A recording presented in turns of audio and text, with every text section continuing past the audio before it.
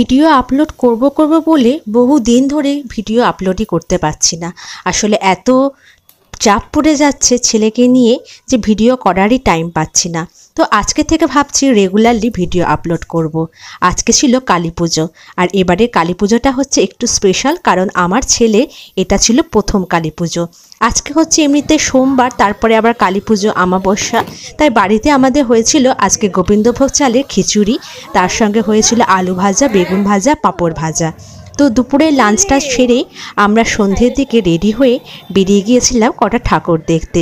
আমার ছেলের প্রথম কালী পুজো বলে কথা, তাকে তো একটা ঠাকুর দেখাতেই হয়। তো সেই মতো আমরা সন্ধেবেলায় বেরিয়ে গিয়েছিলাম কাছাকাছি একটা মণ্ডপে ঠাকুর দেখতে।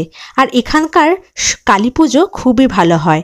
সিউড়িতে দুর্গা পুজোর থেকে কালী পুজোতে লোকেরা বেশি মজা করে, আর এখানকার সুন্দর লাইটিংয়ের কথা কিছু তো বলারই নেই।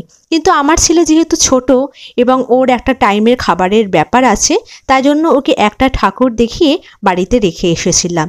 তারপর আমি আর আমার ছোট কাকিমা শাশুড়ি, যিনি কালী পুজো উপলক্ষে আমাদের এখানে এসেছিলেন, আমরা দুজনে মিলে বেরিয়ে গিয়েছিলাম কটা ঠাকুর দেখতে।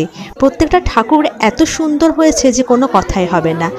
একটা জিনিস লক্ষ্য করে দেখেছেন, এখানকার প্রত্যেকটা মা কালীর মুখ কিন্তু একই রকম।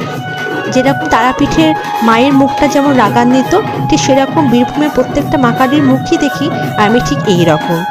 আর এই মুহূর্তে আমি যে পুজো মণ্ডপের সামনে দাঁড়িয়ে আছি, সেখান থেকে দেখছি যে একটা ঘট ডোবানোর জন্য একজন দল বেরিয়েছে।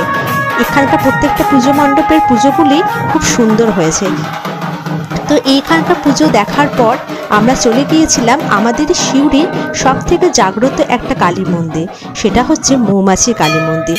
সেখানে এত ভিড় যে বলার কথা নয়, আর মায়ের মুখটাও ছিল খুবই সুন্দর, যেগুলো আমি ফটোটা তুলতে পারিনি। তারপরে ঠাকুর দেখে আমরা চলে এসেছিলাম বাড়ি, আর ভিডিওটা এখানেই শেষ করলাম।